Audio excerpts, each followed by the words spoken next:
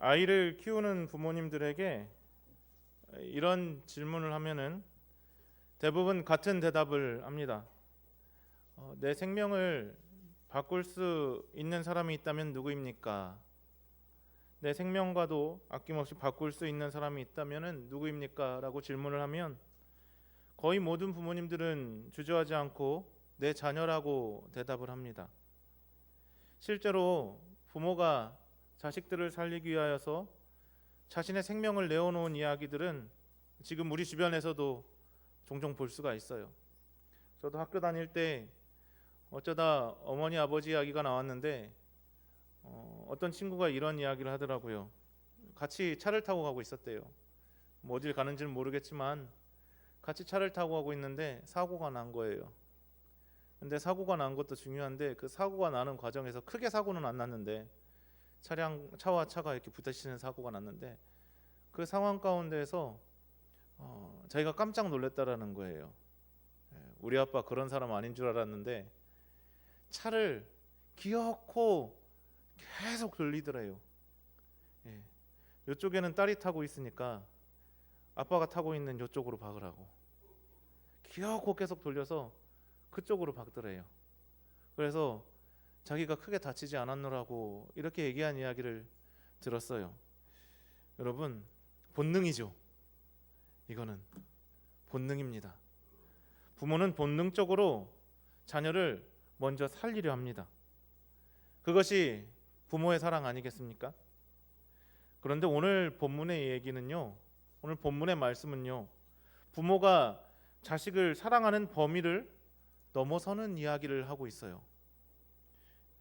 하나님께서 아브라함에게 찾아오셔서 100세 얻은 아들, 평생 기다려서 얻은 약속의 아들 이삭을 번제로 드려라 하고 말씀하셨기 때문입니다.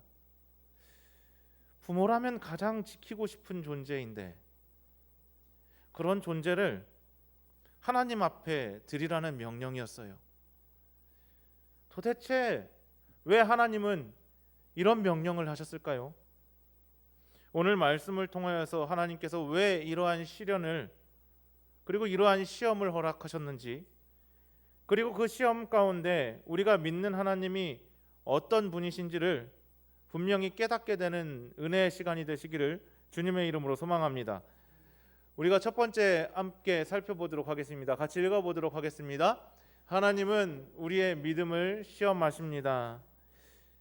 창세기 22장 오늘 말씀을 시작할 때에 충격적인 내용으로, 충격적인 말씀으로 시작이 되어지죠.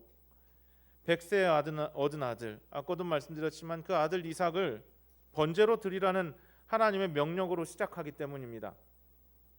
그러면 이 성경을 바라볼 때에 먼저 그 명령보다 먼저 한 가지 중요한 사실이 우리 앞에 나타나는데요. 22장 1절 보면은 이러한 말씀이 기록되어 있습니다. 같이 읽어보도록 하겠습니다. 그 일 후에 하나님이 아브라함을 시험하시려고 그를 부르시되 아브라함아 하시니 그가 이르되 내가 여기 있나이다. 아멘. 이 말씀을 보십시오.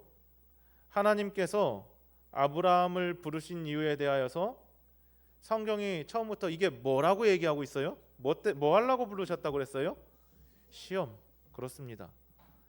하나님이 아브라함을 부르실 때에 그를 부르신 목적이 처음부터 시험이었다라고 하는 것이에요.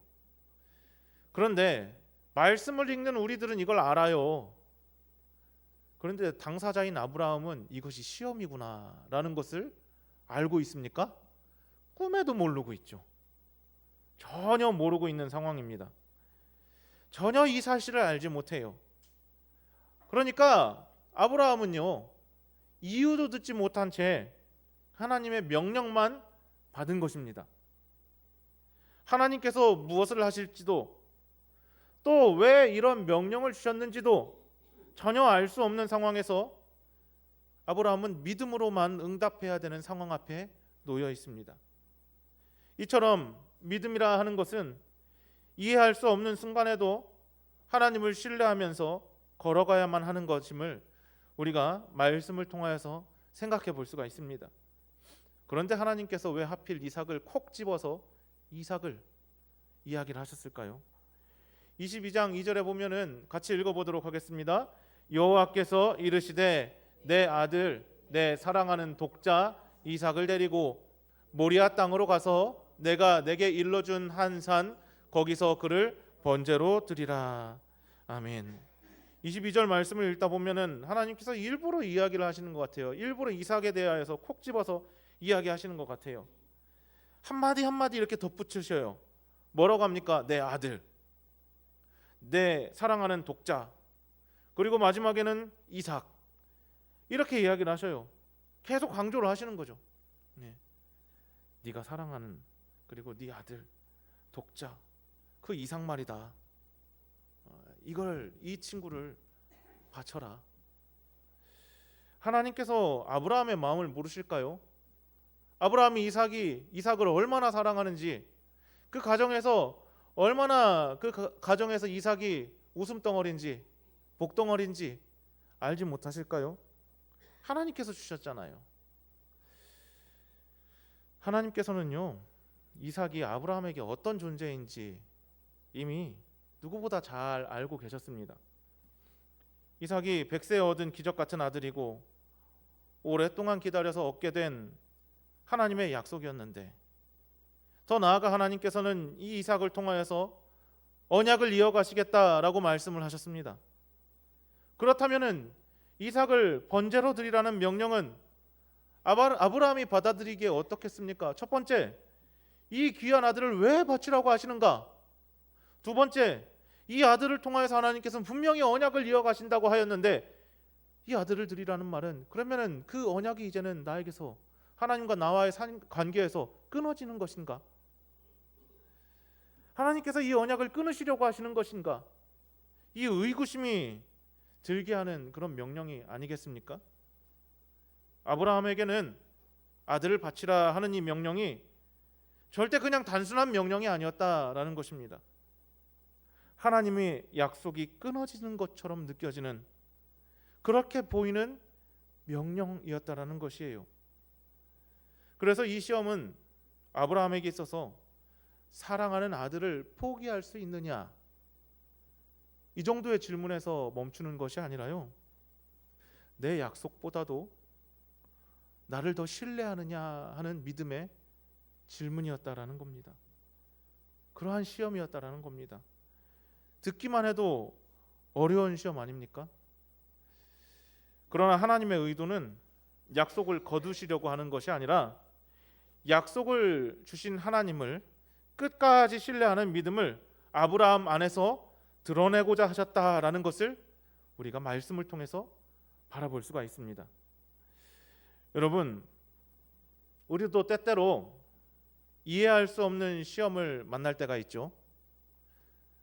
지금 그런 분들도 있겠지만 이전에 우리가 살아가다가 전혀 이해할 수 없는, 답을 찾을 수 없는 그런 시험들이 우리 앞에 다가올 때가 있어요.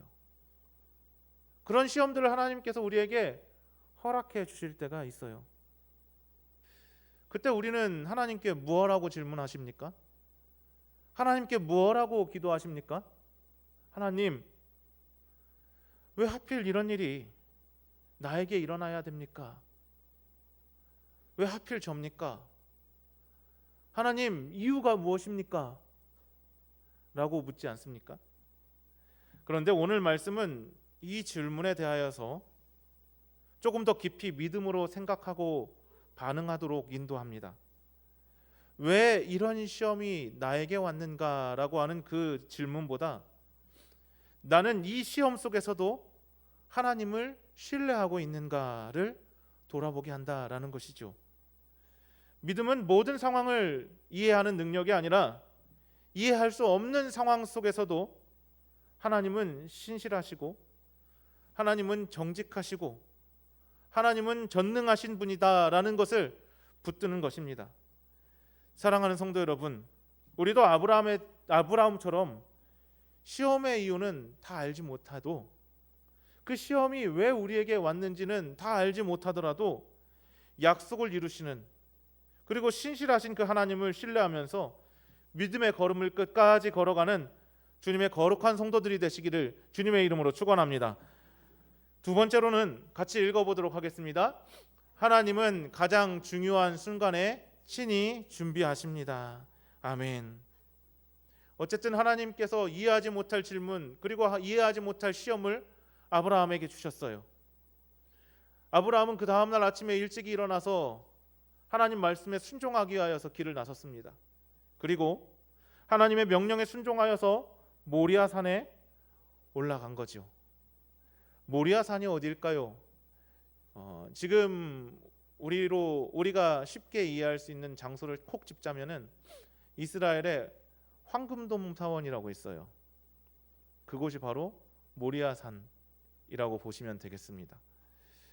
장작을 쌓고 이삭을 결박하고 그리고 칼을 들어서 아들을 번제로 드리려고 하는 바로 그 순간 하나님께서 아브라함을 부르십니다. 같이 읽어보도록 하겠습니다.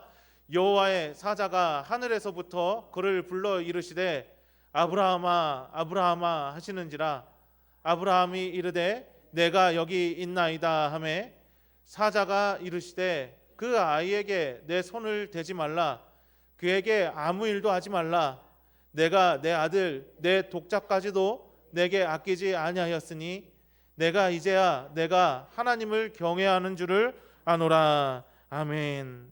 하나님께서 마지막 순간에 아브라함을 멈추게 하셨어요. 마지막 그 결정적인 순간에 하나님은 가장 정확한 때에 말씀하셨어요. 그리고 아브라함의 시선을 다른 곳으로 돌리게 하셔요. 13절의 말씀을 보면은 이 말씀이 있어요. 같이 읽어보도록 하겠습니다. 아브라함이 눈을 들어 살펴본즉 한 수량이 뒤에 있는데 뿔이 수풀에 걸려 있는지라 아브라함이 가서 그 순양을 가져다가 아들을 대신하여 번제로 드렸더라. 아멘. 여러분 여기서 중요한 것이 무엇입니까? 첫 번째로 중요한 건 사실은 야 이삭이 살았다 이거죠. 아브라함에게 있어서는 야 진짜 큰일 날 뻔했네. 하나님 시험이었구나. 그런데 우리가 그 1차적인 부분에서 아주 대단한 일이긴 하지만 그 1차적인 부분에서 우리의 시선이 멈춰버려서는 안 됩니다. 그걸 넘어가야죠. 믿음이라는 것은 여기서 중요한 것은 하나님께서 제사 드릴 수 있는 수량을 미리 준비해 주셨다라는 사실이에요. 아브라함은 그럴 일이 없다라고 생각했겠지만 생각도 못한 일이었죠. 아브라함에게는. 그런데 하나님께서는 이미 준비를 하셨고 또 그것은 이미 준비가 되어 있었어요. 아브라함은 보지 못했지만 하나님은 이미 알고 계셨어요. 그래서 하나님은 우리에게 시험거리만 주시는 분이 아니시구나. 우리의 믿음을 시험만 하시는 분이 아니시구나. 시험 가운데 필요한 것을 친히 준비하신 하나님이시구나. 우리 이것을 바라볼 수가 있는 것입니다. 아브라함이 그 양을 가지고 제사를 드린 후에 제사 드린 곳 이름을 지었는데 그 이름을 뭐라고 하였다라고 오늘 성경에 나와 있습니까? 여호와 이레. 한번 같이 해볼까요? 여호와 이레. 그렇습니다. 아브라함이 그 땅 이름을 여호와 이레라 하였으므로 오늘날까지 사람들이 이르기를 여호와의 산에서 준비되리라 하더라. 아멘. 여호와 이레는 흔히 여호와께서 준비하신다라고 하는 뜻으로 우리가 알고 있습니다. 그런데 여기서 여호와는 일단은 뒤로 두고 이레라고 하는 말씀은요, 단어는요, 보다라고 하는 뜻을 갖고 있어요. 보다. 성경에서 보다라고 하는 것은 단순히 그냥 이렇게 바라보는 것이 아닙니다. 여기 예쁜 꽃이 있잖아요. 이렇게 보는 것이죠. 아, 예쁘다. 이 여기서 끝나는 것이 아니라는 거예요. 성경에서 보다라고 하는 것은요, 아이고 이 꽃이 예쁘네. 그런데 조금 시들시들한 것 같네. 그럼 뭘 줘야죠? 물을 좀 줘야 돼요. 그렇죠? 아유 이 꽃이 조금 햇빛을 봐야 되겠네. 라고 하면 어떻게 해야 되죠? 바깥에 나가가지고 햇빛도 좀 쐬줘야 돼요. 아유 여기 무슨 벌레가 있네. 벌레가 낀 것 같네. 그러면 뭘 해줘야 되죠? 약을 해주는 거죠. 성경에서 보다라고 하는 단어는 이런 거예요. 그냥 보고 멈추는 것이 아니라 돌보는 거예요. 살피는 거예요. 여러분, 다시 말해서 아브라함이 고백한 여호와 이레 하나님은요, 우리의 형편을 그냥 눈으로 보고만 계시는 분이 아니라는 겁니다. 우리의 필요를 아시고 친히 준비하시는 하나님, 돌보시고 나타나시는 하나님이라는 것입니다. 그래서 하나님께서 준비하신 것은 수량만이 아니었다라는 거예요. 그냥 양만 준비하신 것이 아니에요. 이 사건은요, 장차 하나님께서 우리를 위하여서 준비하실 더 큰 구원을 말하여 주는 겁니다. 아브라함이 아들 이삭은요, 하나님 문혜로 제단 위에서 내려오게 되었어요. 죽음을 면하게 되었다라는 겁니다. 그런데 하나님 아버지께서는요, 우리를 구원하시기 위해 독생자 예수 그리스도를 십자가에 내어 주셨습니다. 이삭 대신 수량이 죽었던 것처럼 죄인인 우리를 대신하여서 예수님께서는 십자가의 희생의 제물이 되셨다라는 것이죠. 이처럼 하나님께서는 가장 귀한 것을 내어 주시기까지 우리를 사랑하시는 하나님이심을 믿으시기 바랍니다. 사랑하는 성도 여러분, 우리가 맥주감사주의를 맞이하게 되었어요. 그런데 이 맥주감사주일에 우리의 마음속에 감사가 있으십니까? 감사가 있으셔요? 무엇이 감사하셔요? 네, 지켜주셔서 감사하고, 또 뭐가 있죠? 또 건강도 주심에 감사하고, 우리 가정이 화목하고 하나님 은혜 가운데 잘 되는 은혜 있게 하여 주셔서 감사하고, 내 아들 딸이 속색이지 않아서 감사하고, 또 내가 일할 수 있음에 감사하고, 또 하나님께서 좋은 절기를 주셔서 계절을 주셔서 농사할 수 있도록 은혜 주심에 감사하고, 감사하지 않은 걸 찾는 것이 더 빠를 것 같아요. 그런데 우리가 하나님께 감사하는 이유도 여기에 있다라는 겁니다. 우리의 인생 속에서 우리가 감사하는 이유가, 여러분 생각해 보세요. 내 인생의 풍년을 만났기 때문에 감사하십니까? 또 우리가 세웠던 모든 계획들이 하나도 빠짐없이 이루어져서 감사하십니까? 돌아보면은요, 하나님께서 필요한 순간마다 우리의 길을 열어주셨고, 또 하나님께서 공급해 주셨고 붙들어 주셨기 때문에 감사하는 것 아니겠습니까?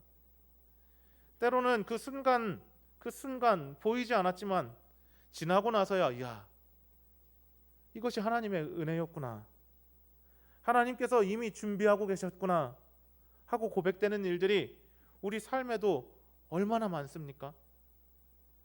하나님께서는 우리의 앞길을 아시는 분이십니다. 하나님께서는 우리의 앞길을 모르는 분이 아니십니다. 우리가 아직 보지 못한 내일도 하나님은 이미 보고 계십니다.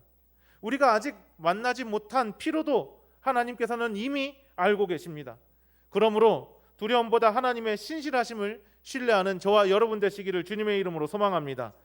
여호와 이레의 하나님께서는 지금도 가장 선한 때에 가장 좋은 것으로 준비하시고 우리를 인도하시는 하나님이십니다. 그렇다면 아브라함이 이 사건을 통하여서 가장 귀한 것을 얻었는데 그것이 무엇일까요? 죽을 줄만 알았던 이삭을 다시 얻은 것일까요? 네, 그럴 수도 있겠습니다. 그것도 가장 귀한 것 중에 하나이죠. 그렇지만 아브라함이 모리아 산에서 얻은 가장 큰 축복은 여호와 이레의 하나님을 더욱더 깊게 알게 된 것입니다. 그 하나님이 그를 도우심을 알게 된 것입니다. 여러분, 우리도 맥주감사주의를 맞이하여서 하나님이 우리에게 무엇을 주었는지에 집중하지 마시고 지금까지 하나님께서 우리와 어떻게 함께하여 주셨는지 이것에 집중하고 기억하고 감사하는 성도가 되시기를 바랍니다. 앞으로도 우리의 삶에 어떤 시험이 찾아오더라도 이미 준비하고 계시는 여호와 이레의 하나님을 끝까지 신뢰하면 저와 여러분 되시기를 주님의 이름으로 축원합니다. 기도하시겠습니다.